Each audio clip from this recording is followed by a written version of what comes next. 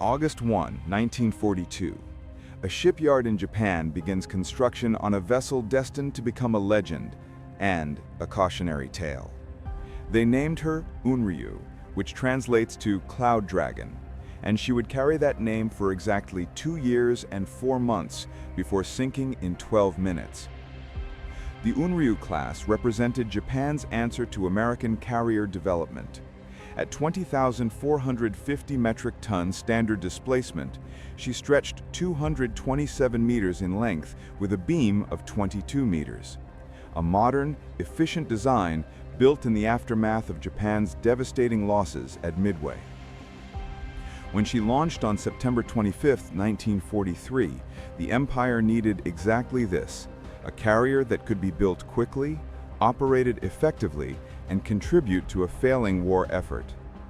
On August 6, 1944, Unryū received her commission. Her crew numbered 1,595 officers and men. She carried a design speed of 34 knots, powered by 152,000 shaft horsepower that could drive her through any ocean. Her flight deck measured 216.9 meters long and 27 meters wide, dimensions that would accommodate a full air wing of fighters and bombers. She was, by every measure, a capable warship entering service at exactly the wrong moment in history. For 4 months, Unryū operated in relative obscurity. The ship existed in the inland sea, accumulating crew experience, conducting trials. But in late October 1944, after Vice Admiral Jusaburo Ozawa's mobile fleet returned from the devastating Battle of Leyte Gulf, something significant happened. On October 30th, Ozawa transferred his flag to Unryū. She became, briefly, the flagship of Japan's last operational carrier fleet. This was the apex of her service, the moment when she held strategic importance at the highest level of imperial command. That moment lasted 8 days. On November 7th, Ozawa transferred his flag to another carrier.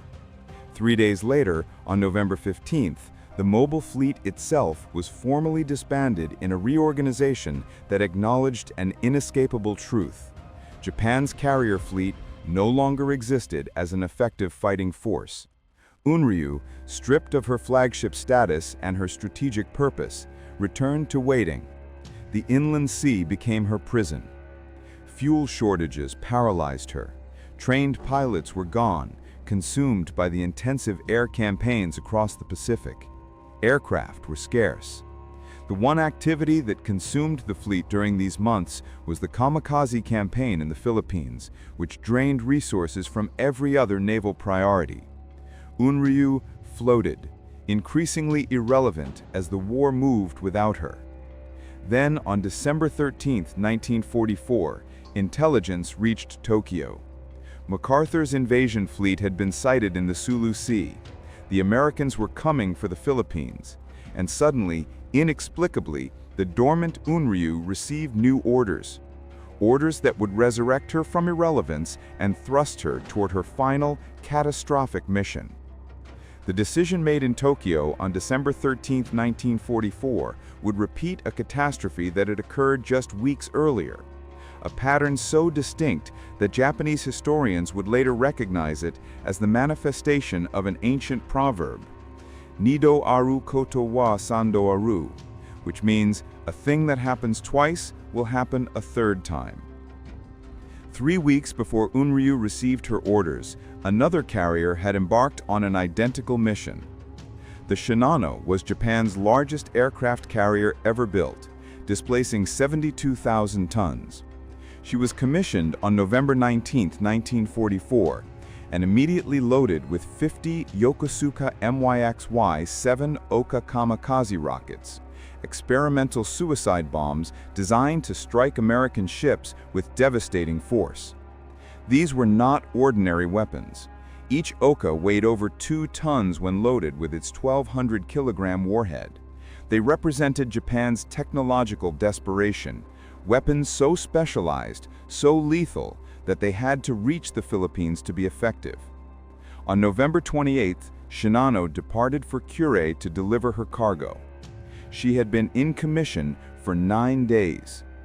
On November 29th, USS Redfish intercepted her. The submarine fired torpedoes that struck Shinano's hull. The world's largest carrier, unsinkable in Japanese estimates, went down in approximately 12 hours, taking 50 Ohka bombs with her to the ocean floor. The weapons designed to devastate American ships never reached combat. They were lost at sea, unused and useless. Tokyo had a problem. The Ohka shipment intended for the Philippines was gone. The Americans would soon land in force. The military could not abandon the strategy even though it had just failed catastrophically. 14 days later, on December 14, 1944, Tokyo made its decision. Japan would attempt the identical mission again. The combined fleet ordered the preparation of a second Ohka shipment, 30 replacement bombs. Unryū would carry them. The carrier that had floated dormant in the inland sea, stripped of strategic purpose, would now be tasked with a mission that had already killed one of Japan's newest carriers. The cargo was rapidly crated, packed, and loaded onto Unryū's lower hangar deck. 30 Ohka bombs, each one identical to those that had been lost on Shinano. Captain Konishi Kaname, Unryū's commanding officer, watched the preparations. He was an experienced officer who had previously commanded Destroyer Division 7, making him an expert at carrier defense and anti-submarine tactics. Now he would command the ship carrying weapons that submarines had already proven deadly to transport. The irony would become tragically apparent. The mission was set for December 16th departure, but on December 15th, news arrived from the Philippines. The Americans had landed not at Luzon as expected, but at Mindoro. The tactical situation remained critical enough to justify the Ohka delivery, but it also eased immediate pressure. Additional cargo and personnel were hastily loaded for Manila. The departure was delayed by 1 day. On the morning of December 17, 1944, at 8:30 hours, Unryū cast off from Kure. She carried 30 Ohka bombs. She carried 1,595 officers and men. She carried Captain Konishi and his senior officers. She carried passengers and soldiers bound for the Philippines. And she carried a destiny that would unfold in 12 minutes of violent, catastrophic destruction. Unryū was not sailing alone. 3 destroyers had been assigned as escort: Hinoki, Momi, and Shigure. Of these 3, one carried a reputation that would later seem prophetic. A pattern of survival so improbable that Japanese naval officers spoke of it in terms bordering on the supernatural. The Shigure was built in 1935, displacing 1,685 long tons with a design speed of 34 knots. She was a veteran destroyer, but her legend was not built on routine service. It was built on survival. On August 6th through 7th, 1943, Shigure participated in the Battle of Vella Gulf alongside 3 other destroyers. American naval forces ambushed the Japanese formation. 3 of the 4 destroyers were destroyed or heavily damaged in the engagement. Shigure survived, but not unscathed. A U.S. torpedo struck her hull with such force that crew members braced for catastrophic explosion. The torpedo detonated, then stopped. It was a dud, a weapon that had failed to explode at the moment of impact. Shigure was hit and lived. 14 months later, on October 24th, 25th, 1944, Shigure sailed with Vice Admiral Nishimura's Southern Force into the Battle of Surigao Strait. The engagement was a massacre. 2 battleships went down. 1 heavy cruiser sank. 3 destroyers were destroyed, taking virtually their entire crews with them. Ships burned, men died by the hundreds, and Shigure, damaged by shell hits that disabled her radio, compass, and steering systems, limped away as the sole survivor of the formation. The pattern was undeniable. Shigure had now survived 2 separate battles where every other ship in her formation was destroyed or crippled beyond recovery. Japanese naval officers knew her history.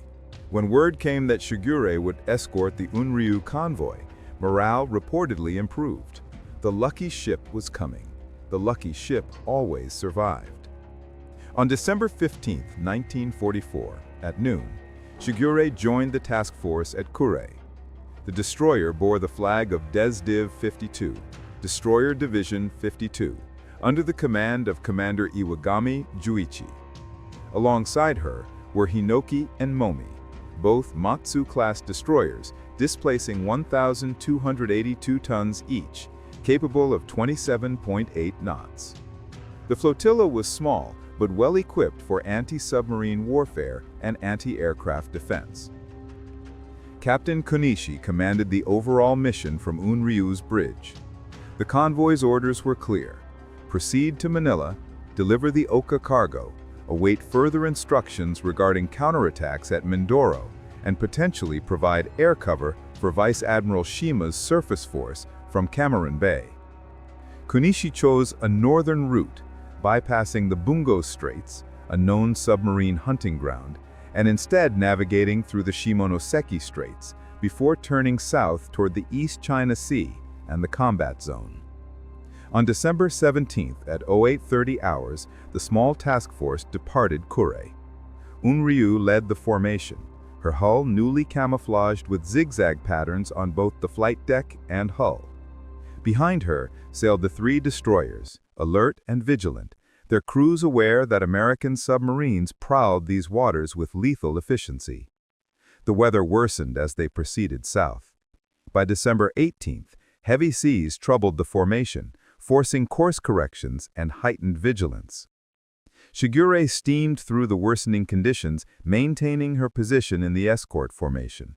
Neither the ship nor her crew could have known that this voyage would test the limits of her legendary luck, and that the proverb about things repeated a third time was about to find its darkest expression. USS Redfish patrolled the waters off the China coast in mid-December 1944, her keel laid on September 9, 1943, and commissioned on April 12, 1944. She was a Dado-class submarine, proven design, reliable construction, and crewed by officers and men trained in the exacting science of submarine warfare. Her commanding officer was Commander Louis D. McGregor, a hunter with a particular appetite for high-value targets. 11 days before Unryū departed Kure, McGregor had engaged the carrier Unryū in an aggressive attack. The Redfish had struck successfully, hitting her bow with a torpedo. But Unryū survived and continued operations. The hit was significant, but it was not the carrier kill McGregor sought. The frustration of near success burned in his mind as he continued his patrol. By December 19th, Redfish was prowling off the China coast when something extraordinary occurred. At 16:24 hours, intelligence arrived aboard the submarine via Ultra, the classified American code-breaking system that transmitted intercepted Japanese communications. The message was precise. A major Japanese task force was heading south. The course, the timing, the composition, all were known. Redfish was in position. Redfish was ready. 3 minutes later, at 16:27 hours, McGregor spotted a mast on the horizon, then another. His periscope revealed what he had been hunting for: a large aircraft carrier, flanked by 3 escort destroyers. The formation was closing on his position. McGregor gave the order: battle stations, torpedo. "This is a big baby," he said, gripping the periscope as Unryū closed the distance at speed. At 16:29, the Japanese carrier did something that would seal her fate. She zigged directly into McGregor's firing solution. The angle was perfect. The range was optimal. McGregor did not need to maneuver. He did not need to adjust. The carrier was steering straight toward the waiting submarine at approximately 30 degrees starboard. 8 minutes had elapsed since first sighting the mast. McGregor made his decision. He would fire a full salvo from his forward tubes.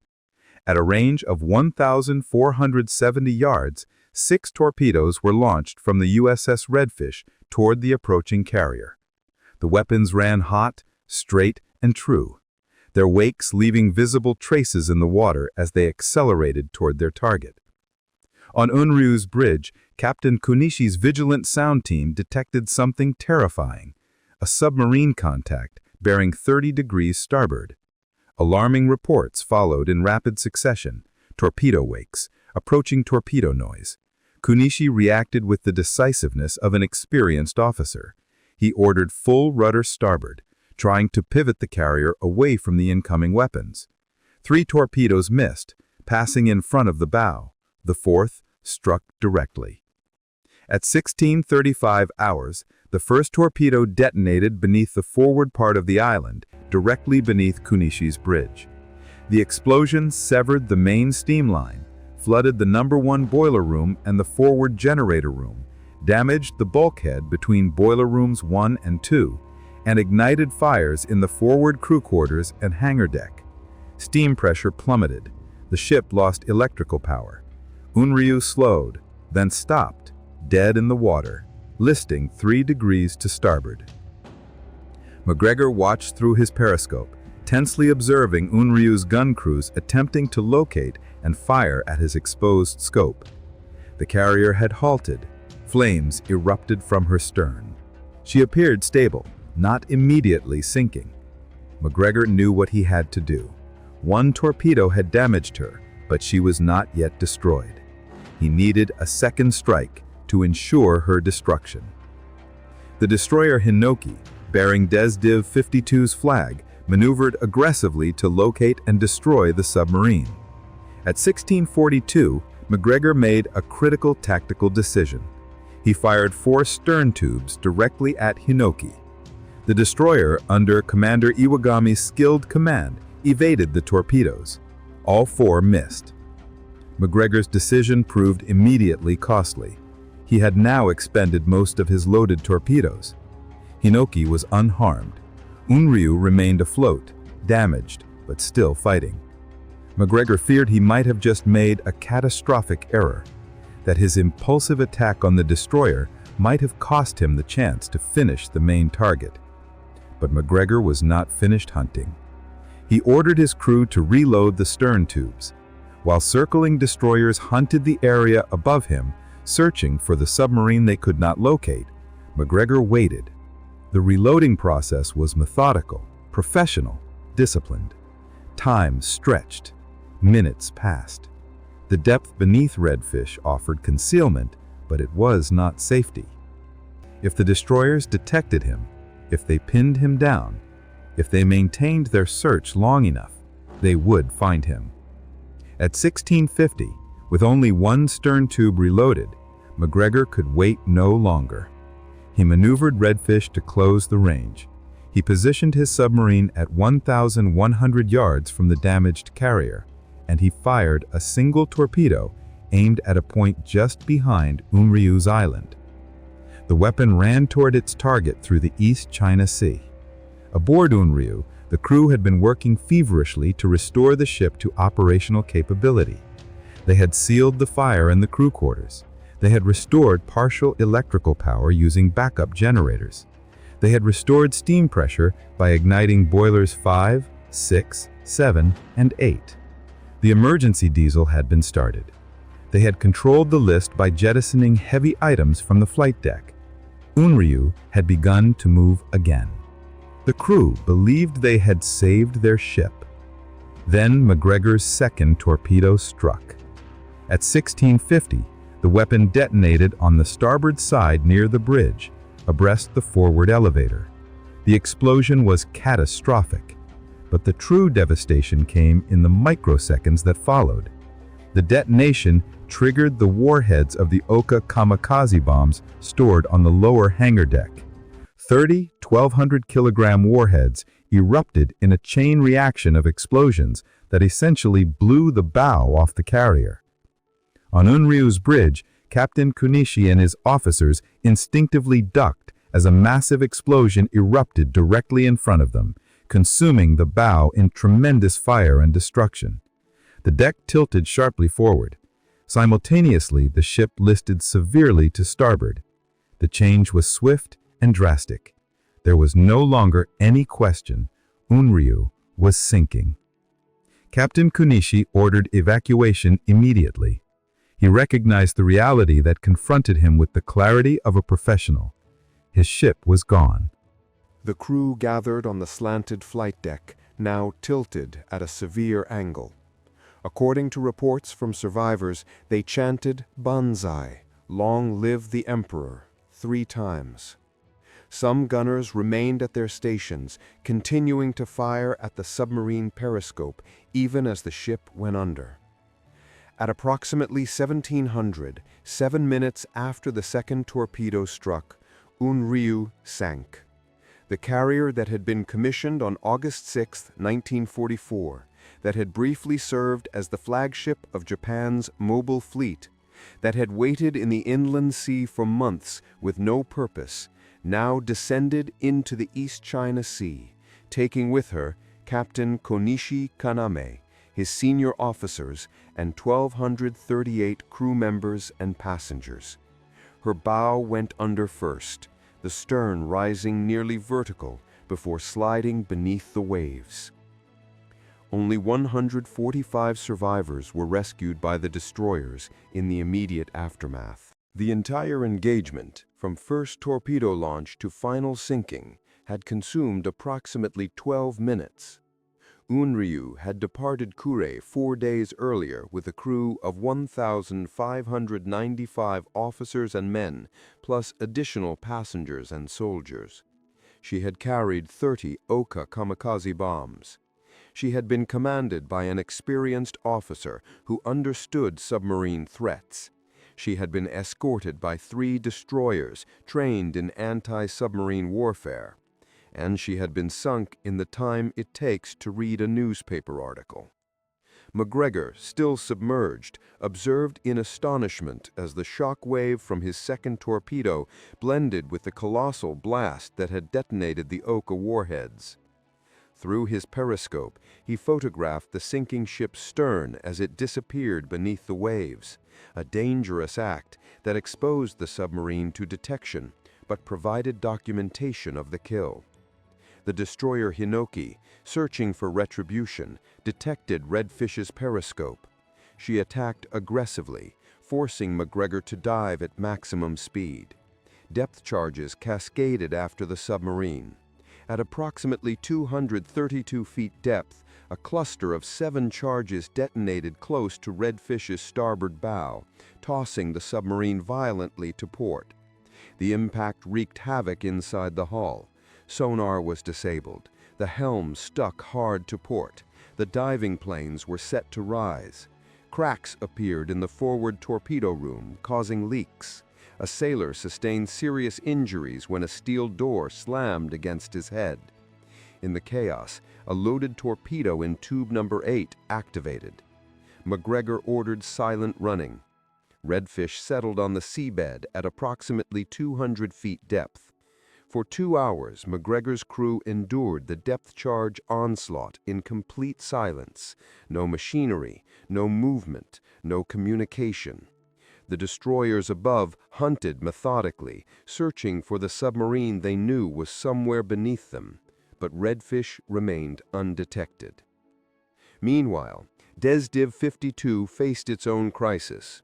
After Unryū sank, Hinoki and Momi continued southward toward Manila as originally ordered, carrying escort duties and survivors. Shigure remained in the area, focusing on rescue operations. Manabu Hayasaka, the lieutenant commander who had joined Shigure on December 1, was determined to locate and destroy the submarine. But despite searching through the night and into the next day, the Japanese found nothing. Redfish eventually surfaced after sunset on December 19 and sped away at surface speed. The immediate tactical situation was resolved. Unryū was gone. The Ohka cargo was destroyed. The mission had failed catastrophically, just as the identical mission with Shinano had failed 20 days earlier. But the aftermath would prove even more complicated. because Desdiv 52 now faced a challenge that would determine which ships would live and which would die. The problem that had been developing aboard Shigure now became critical. During the transit south from Kure, Shigure's steering motor valve system had begun to malfunction, the same recurring mechanical problem she had experienced at the Battle of Leyte 2 months earlier. The damage was worsening during operations. As Desdiv 52 reorganized after the loss of Unryū, Lieutenant Commander Hayasaka made a fateful decision. Shigure could not safely continue to Manila with mechanical steering problems in these waters. Shigure would return to Sasebo, Japan's primary naval base, for repairs. The course was set. The destroyer diverted northward, leaving Hinoki and Momi to continue the original mission. This mechanical failure, this ship's malfunction at this exact moment, would become the difference between life and death for Shigure's 226-man crew. Hinoki and Momi continued to Manila as ordered. They arrived on January 4th. On January 5, 1945, American aircraft detected the destroyer force. Momi was struck by an aerial torpedo at 1910 hours and sank with all 210 men aboard. Hinoki was bombed the same day at 1717 hours. 21 men killed, 45 wounded, the destroyer rendered inoperable. 2 days later, on January 7, 1945, at 22:57 hours, Hinoki engaged American destroyers and sank with all hands lost. Both ships that had followed the original orders were destroyed within 3 days. Shigure, diverted by mechanical problems, was safe in home waters. The steering valve failure that should have endangered her instead saved her. The destroyer that had been the sole survivor of Vela Gulf and the sole survivor of Surigao Strait was for the third time the sole survivor of its formation. But the pattern established by the Japanese proverb, "A thing repeated will occur a third time," had one more chapter to write. Shigure remained active in the waning months of the war. On her very next combat mission, Convoy HI-87A, the destroyer sailed into the Gulf of Siam. The luck that had carried her through 3 separate battles, through the Unryū catastrophe, through the destruction of her sister ships, was finally exhausted. On January 24, 1945, USS Blackfin detected Shigure. The American submarine fired torpedoes. They struck. Shigure was hit, just as she had been hit before at Vela Gulf, just as she had been damaged at Surigao Strait. But this time was different. This time, the torpedo damage was fatal. Shigure sank in the Gulf of Siam, approximately 160 miles east of Kota Baru, Malaya. Of her 226-man complement, 37 men were killed in the sinking. 270 survivors were rescued, a remarkably high survival rate that reflected the slow, controllable manner in which she went down, unlike most Japanese destroyers that sank violently with near total crew loss. The pattern was complete. Shigure had survived as the sole survivor 3 times, at Vela Gulf, at Surigao Strait, and during the Unryū mission. The Japanese proverb had manifested exactly as ancient wisdom suggested. Nido aru koto wa sando aru. A thing that happens twice will happen a third time. The third occurrence was not deliverance. It was an ending. Captain Konishi Kaname would never know that Shigure survived. He had gone down with Unryū at approximately 500 hours on December 19, 1944, along with 1,238 officers, men, and passengers. The carrier that had been built to fight, that had briefly served as a fleet flagship, that had waited dormant in the inland sea for months, had been destroyed in 12 minutes by a single American submarine.